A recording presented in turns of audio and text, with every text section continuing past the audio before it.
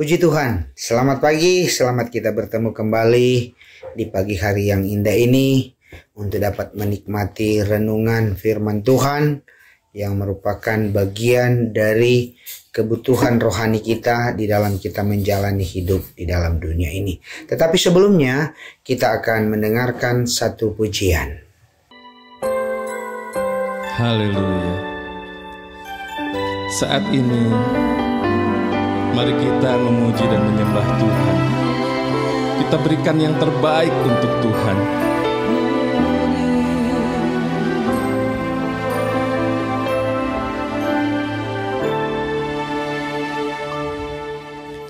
Saat ini, saat indah, ku memuji dan menyembah hadirat-Mu. Ku rasakan saat ku sembah Kau. Saat ini, saat Tuhan Kau curahkan urapan-Mu, hadirat-Mu ku rasakan saat ku sembah Kau. Hadirat-Mu ku rasakan saat ini, saat ini. Urapan-Mu ku rasakan saat aku menyembah Kau Tuhan.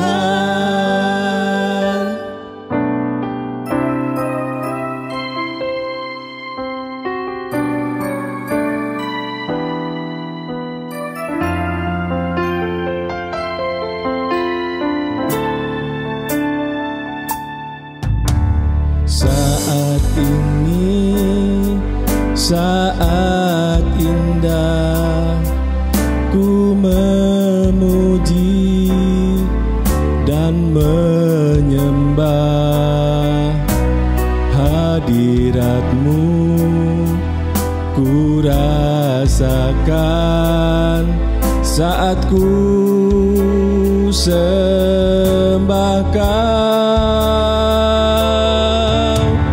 Saat ini, saat Tuhan Kau curahkan urapan-Mu, hadirat-Mu ku rasakan saat ku sembah Kau. Hadirat-Mu ku rasakan saat ini, saat ini. Urapan-Mu ku rasakan saat aku menyembah Kau Tuhan. Hadirat-Mu ku rasakan saat ini, saat ini. Urapan-Mu ku rasakan saat aku menyembah Kau Tuhan. Saat aku menyembah Kau Tuhan. Saat aku menyembah Kau Tuhan.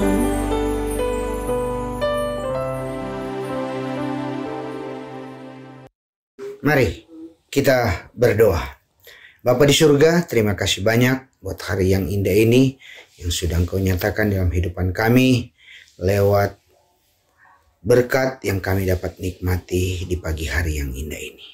Sebelum kami akan melangkah di dalam aktivitas kami rindu kami dibekali oleh firman Tuhan.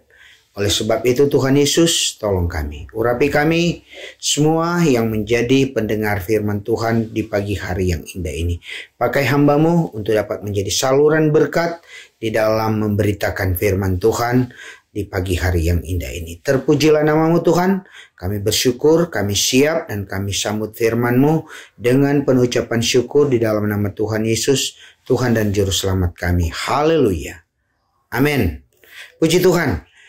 Saudara-saudara yang dikasihi oleh Tuhan Yesus, di pagi hari yang indah ini kita akan merenungkan firman Tuhan, yaitu firman Tuhan terdapat di dalam Injil Lukas pasalnya yang ke-5, dan kita akan bacakan ayatnya yang ke-19. Saudara-saudara, Lukas pasal 5 ayat yang ke-19 bunyinya demikian. Karena mereka tidak dapat membawanya masuk, berhubung dengan banyak orang di situ, naiklah mereka ke atap rumah, lalu membongkar atap itu dan menurunkan orang itu dengan tempat tidurnya ke tengah-tengah orang banyak, tepat di depan Yesus. Puji Tuhan. Saudara-saudara yang dikasihi oleh Tuhan, pembacaan kita pada saat ini, kita akan melihat bagaimana orang-orang yang bekerja sama untuk dapat menyelesaikan persoalan yang dialami oleh satu orang, sehingga persoalannya dapat teratasi. Oleh sebab itu, mari kita akan melihat di dalam pembacaan ini ada 3 bagian yang perlu kita pelajari bersama. Yang pertama yaitu tentang orang yang lumpuh. Nah, saya kategorikan orang lumpuh ini adalah orang yang bermasalah. Nah, di dalam keberadaannya sebagai orang yang bermasalah, dia pengen tentunya terlepas dari persoalan yang dia hadapi. Lumpuh, dan pada akhirnya dia tidak bisa mengatasi apa yang menjadi persoalan di dalam hidupnya. Dan saudara-saudara yang dikasihi oleh Tuhan, di dalam perjalanan kehidupan yang kita lihat di dalam pembacaan ini dan apa yang terjadi, di sana juga ada orang-orang yang melihat, ada orang-orang yang bersama-sama dengan orang yang lumpuh ini, kemudian orang-orang yang ada ini ingin membantu keberadaan kehidupan dari orang yang lumpuh ini untuk dapat terlepas dari persoalan yang dia hadapi dengan ketidakberdayaan di dalam dirinya. Nah, tentu sebelum orang-orang ini melakukan tindakan untuk dapat menolong orang ini, ada hal yang bisa kita perhatikan, yaitu mereka tahu persis siapa yang akan dapat memecahkan persoalan yang dihadapi oleh orang lumpuh ini. Nah, orang-orang ini, keempat orang kalau kita lihat, karena menggotong orang ini dan menggotong dari tempat tidur, saudara-saudara, paling kurang ada 4 orang yang datang menolong orang ini untuk mempertemukan Yesus yang menjadi harapan mereka dan kepastian di dalam keempat orang ini bahwa Yesuslah yang dapat menyelesaikan persoalannya. Dengan kata lain, 4 ini adalah orang yang beriman. Dan tentunya juga kita melihat orang lumpuh ini sudah mendengar siapa Yesus. Dan kalau kita lihat ketika Yesus sebelum datang ke tempat ini, yaitu di Galilea, dia sudah melakukan banyak mujizat. Orang-orang sakit disembuhkan, orang-orang yang membutuhkan pertolongan diberi pertolongan oleh Yesus. Nah, dengan mendengar keberadaan Yesus, tentu ada suatu harapan di dalam kehidupan dari orang-orang ini, termasuk yang bermasalah dan orang-orang yang berusaha untuk membantu. Ada kemungkinan besar juga keempat orang yang datang membantu orang ini adalah orang-orang yang sudah mengalami pertolongan Tuhan. Dan mungkin sudah melihat bagaimana kasih atau kuasa yang ada di dalam Yesus. Jadi ada orang yang bermasalah, ada orang yang sudah mengalami pertolongan Tuhan sebagai orang beriman, dan orang yang beriman ini ada muncul belas kasihan di dalam kehidupan orang ini untuk dapat membantu sehingga persoalannya dapat teratasi. Nah, saudara-saudara, kerjasama, saya mau simpulkan di dalam kerjasama orang beriman itu dapat membuahkan hasil apabila kerjasama ini pada akhirnya tepat kepada tujuan yang dapat menyelesaikan persoalan. Nah, kembali ke dalam pembacaan kita pada saat ini. Orang lumpuh, dan pada akhirnya orang lumpuh ini dapat disembuhkan oleh Yesus. Tetapi dasar utama yang Yesus tekankan di sini, saudara-saudara, ayatnya yang ke-20 di sana dikatakan ketika Yesus melihat iman mereka. Ketika Yesus melihat iman mereka, kerjasama yang terjadi, mereka ini berarti lebih dari satu, termasuk orang yang sakit, orang yang lumpuh ini, dan orang-orang yang mengangkat orang yang lumpuh ini. Mereka, iman mereka yang dilihat oleh Yesus. Sehingga selanjutnya Yesus katakan, "Hai saudaraku, hai saudara, dosamu sudah diampuni." Jadi dasar utama untuk dapat pertolongan perlu ada iman dan pengakuan dosa. Nah, di dalam iman dan pengakuan dosa, kerjasama orang beriman pada akhirnya dapat membuahkan hasil.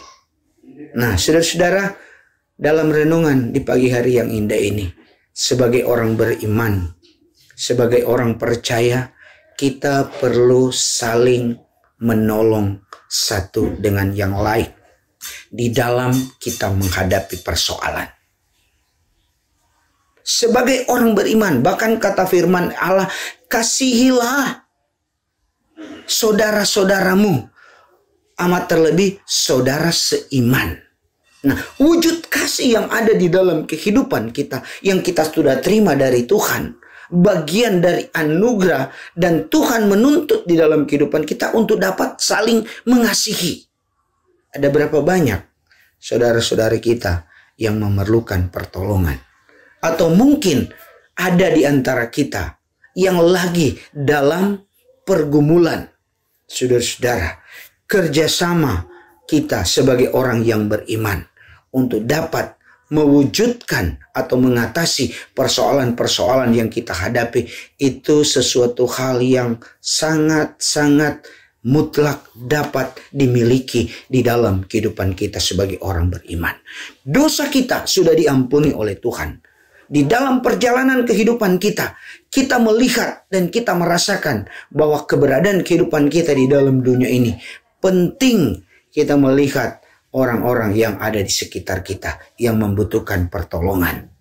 Dan firman Allah berkata, saudara-saudara yang dikasihi oleh Tuhan, di dalam setiap kehidupan orang beriman, di dalam keberadaan kehidupan kita orang beriman, apabila 1-2 orang berkumpul atas namaku, atas nama iman kita kepada Yesus Kristus, maka di sana ada kehadiran Yesus.